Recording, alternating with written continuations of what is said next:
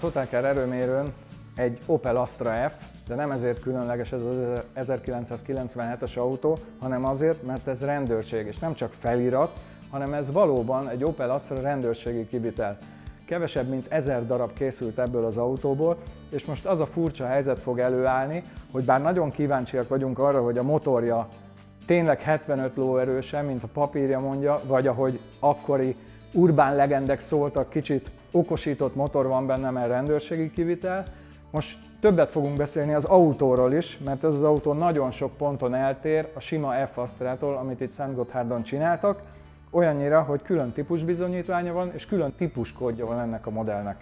Szóval meg fogjuk most mérni, hogy itt a teljesítménymérőpadon 75 lóerő a 75 lóerő, esetleg több, vagy már kevesebb.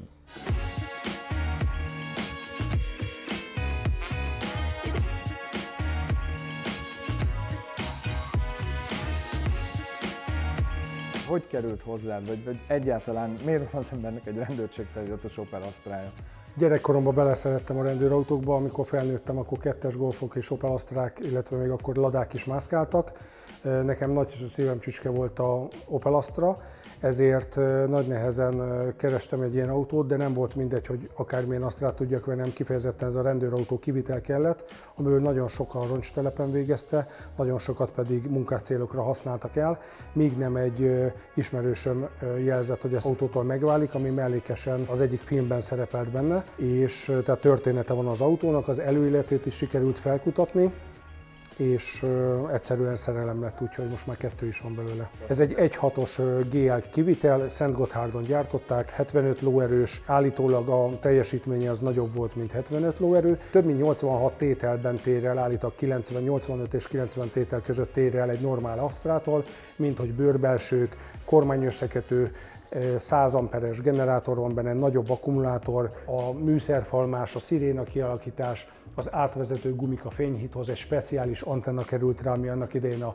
rendőrségénél volt használatos.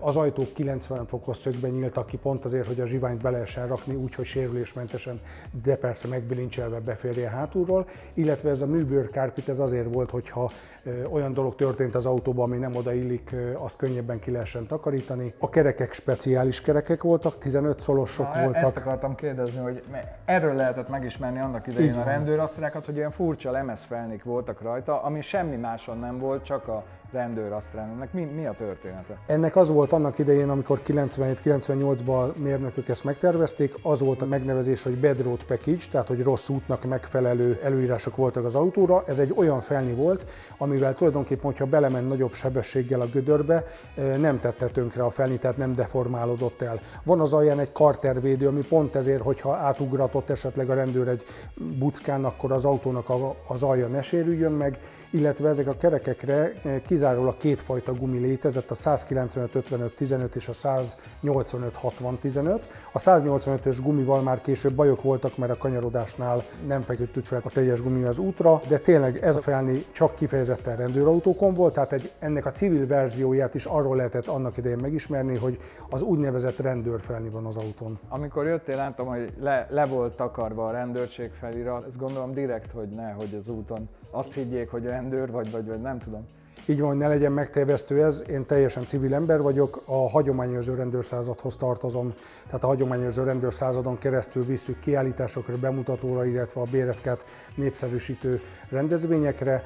Csak úgy lehet vele a közúti forgalomban részt venni, hogy a megkülönböztetett jelzés teljes egészében le van takarva, a jelenleg is használatos rendőrség címer, illetve rendőrség felirat nem összekeverendő egy jelen pillanatban lévő rendőrautóval, tehát csak úgy vehetek részt a közúti forgalomban, hogy minden le van takarva az autón. Ettől függetlenül is elég gyakran találkozom rendőrökkel, akik mosolyukkal vagy pedig a hüvelykujjuk felmutatásával jelzik azt, hogy valaha ők is ilyen autón dolgoztak és imádják ezt a kort. És beszéltünk már a motorról, hogy ebben tulajdonképpen egy 1.6-os motor van benne, ami papíron 75 lóerő, de voltak ilyen legendák, hogy kicsit erősebb. Te mit gondolsz, hogy...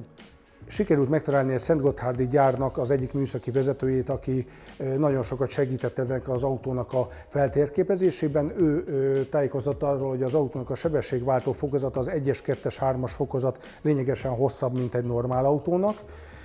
A motorjában is lehet érezni, hogy ha úgymond az ember odalép neki, ha bár én már nem lépek oda neki, hanem óvom és puszilgatom, de mindenképpen lehet érezni benne azt az erőt, hogy van még ebbe tartalék elő. Remélem, hogy ez a teszt is be fogja ezt bizonyítani, hogy még van benne. Még egy dolog, elhoztál egy ilyen dokumentációt, amit már itt átlapoztunk, amin megvan a másolata a korabeli típusbizonyítványnak, és egy nagyon-nagyon részletes műszaki dokumentáció arról, hogy mit módosítottak az autón. Innen lehet látni, hogy közel 100 dolgot módosítottak, de ami nagyon érdekes, hogy az ilyen egyéb kiegészítők, például, hogy hol van a főkábel átvezetője, meg hogyan van a fényhíd bekábelezve, ezek mind megvannak, de hogy más nem mondjak, például a mikrofontartó, ami bent van a műszerfalon, van egy beméretezett lemez, megadva a lemezvastagság, megadva, hogy milyen cikkszámú lemezcsavarral, milyen típusú lemezcsavarral van felfogatva, és minden. Tehát az alkatrészlista bűnüldözési gépkocsi egy olyan pontos leírás, műszaki dokumentáció van, hogy fantasztikus. Tehát én elcsodálkoztam rajta, hogy ennyire részletesen mindent dokumentáltak az autóhoz. És itt a típusbizonyítvány, ahol külön típuskódon szerepel ez az Astra. A típusszám a TFF68-as. Ez volt az Astra /Renz, az rendőrségi Astra. De itt a rengeteg kép az eredeti papírokról, hogy mit, hogyan kell bekötni ezen az autón. Ez konkrétan most, nem tudnám megmondani, hogy micsoda, de szerintem a lámpavillogtató vagy. 6 mm-es csupaszítással kell szállítani, de nem szabad eltávolítani a szigetelést. Magyarul félig meg kell blankolni, de nem kell lehúzni a vezetékről. Tényleg. Ezt még én sem bontottam ki, végignéztem, kívülről tudom, de... Na, most a lényeg, nézzük meg, hogy a 75 lóerős motor mit tud itt a teljesítménymérőpadon.